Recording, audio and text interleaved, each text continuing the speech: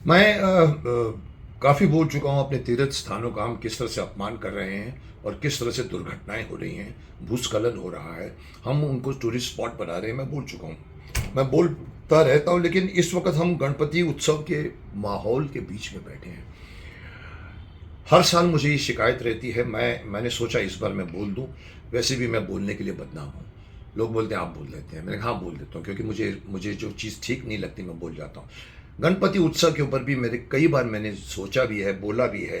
कभी कभी कोई लोग सुनते हैं, कभी कोई लोग शायद नहीं पहुँचते। साहब, मैं ये बोलना चाहता हूँ कि गणपति उत्सव जब होता है, जिस तरह से उसका सेलिब्रेशन होता है, मुझे उस सेलिब्रेशन पर पहली बात तो बड़े लेवल पे कहो तो एतराज़ है। पर उसके लिए मैं जिम्मेदार नहीं हूँ ना। हमारे ज़माने में शायद किन्होंने शुरू किया था, आई थिंक तिलक जी ने किया था, अंग्रेज़ों के खिलाफ लोगों को इकट्ठा करने के लिए इसकी परंपरा शुरू की थी। सब ठीक है, गणपति का हम सेलिब्रेशन करते हैं, लेकिन साहब ये मुझे सेलिब्रेशन वैसे भी समझ में नहीं आती कि हम गणपति बापा को लेकर आते हैं, बड़े मान सम्मान से लेकर आते हैं और अपने घर पे लाते हैं। कोई आदमी 1.5 दिन रखता है, कोई 5.5 दिन रखता है, कोई 11 दिन रखता है, और जाकर उसको शान से नाच के गा के धमाम धमाम करके जाके समुद्र में उसको विसर्जित कर देते हैं। सब हमारे किसी शास्त्रों में नहीं लिखा हुआ है कि गणपति जी का विसर्जन होना चाहिए। बना है politically because of the, I think, अंग्रेज़ों के खिलाफ उस टाइम 4 आदमी से ज़्यादा लोगों को इकट्ठा करने की आदत नहीं था लॉ, और इन्होंने दिमाग लगाया कि हम सेलिब्रेट कर रहे हैं। सब आप लाइए, घर में रखिए उनको, आप घर में स्थापित कीजिए, उनकी पूजा कीजिए, साल भर रखिए उनको। पर उसके बाद बात निकलेगी साहब, फिर ये सेलिब्रेशन का क्या होगा, ये नौकरियां का क्या होगा, ये जो बैंड बैंड बजा के लोग आते हैं और ये जिस तरह से ये इतने लोगों को ये एक तरह का ये प्रोफेशन बन गया है।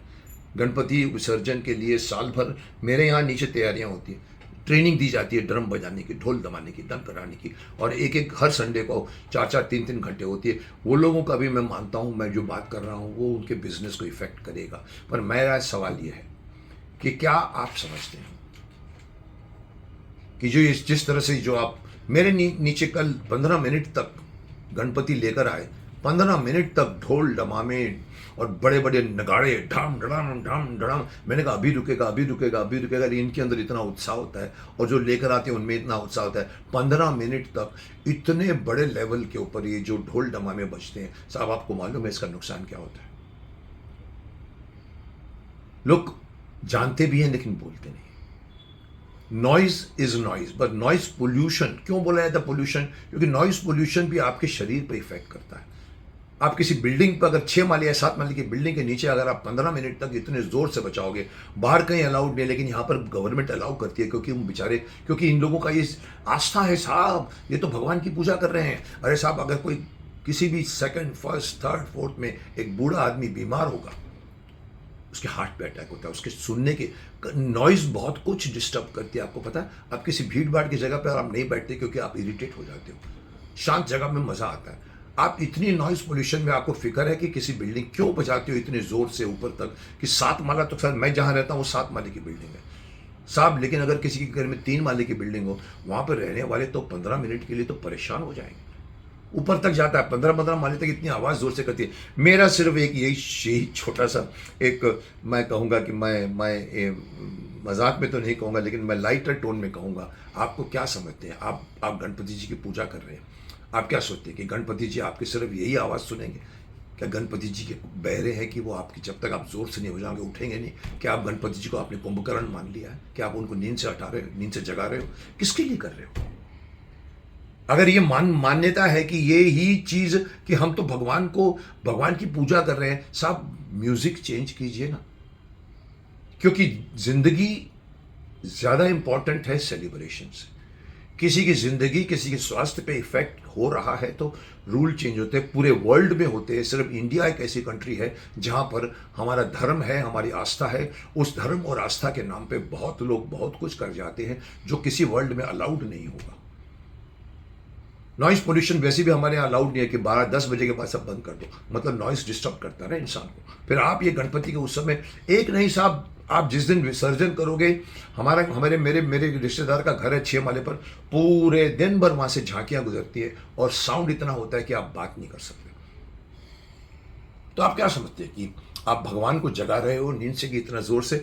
मेरी सिर्फ यही एक और है एक गुजारिश है कि सर आप ज़रूर सेलिब्रेट कीजिए, नाचिए भी आप, लेकिन सर ज़रूरी नहीं है कि ढोल डमामे नगाड़े ही चाहिए, आप शहनाई भी बजा सकते हैं, आप सॉफ्ट म्यूज़िक भी ला सकते हैं, मधुर म्यूज़िक भी ला सकते हैं। आप सेलिब्रेट कर रहे हैं, ज़रूरी नहीं पर ये हमारा सिस्टम बना आज से नहीं है, 25-50 सालों से है।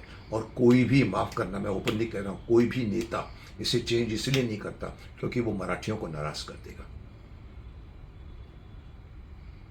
उनको वोट चाहिए होते हैं, वो जानते हैं कि ये इसको नॉइज़ कम होना चाहिए, लेकिन वो बोलेंगे कि इसको बंद करो तो उनको मालूम है सर सारा महाराष्ट्र के सारे मराठी नाराज़ हो जाएंगे। मैं कहता हूँ उनको नाराज़ मत करिए, उनको सिर्फ समझाइए कि म्यूज़िक का साउंड तो कम नहीं होगा, नगाड़ा नगाड़ा है, बिना किसी माइक के भी 6 माले पहुँच सकता है वो। आप उनको इंस्ट्रूमेंट को चेंज करवाइए, उनको बोलिए आप सेलिब्रेट कीजिए, लेकिन म्यूज़िक को थोड़ा लाउड, ऐसी म्यूज़िक करिए जो सुनने में लायक हो। लेकिन हमारे यहाँ पर साहब ये होता नहीं है, क्योंकि वोट बीच में आता है। नेता इसलिए डरते हैं कि वोटर नाराज़ हो जाएंगे, और मैं कहता हूं कि वोटर खुश हो जाएंगे अगर आप उनको इस तरह का एक कंफर्ट लेवल होगा। वही सीखने वाले अलग कलर की म्यूज़िक सीख कर आए, और अगर चलें तो पूरे के पूरे एरिया को डिस्टर्ब न हो। करके दिखाइए गणपति बाप्पा मोरिया।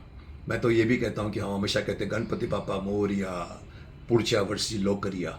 अब पुढच्या वर्षी इतने प्रिय हैं गणपति हमारे महाराष्ट्र के लिए, हम बोलते हैं अगले साल फिर वापस आना, पर मेरा ये बोलना है कि अगले साल वापस आने के बदले पूरे साल रखो ना अपने यहाँ पर मूर्ति, क्यों जाकर समुद्र में उनको विसर्जित करते हो।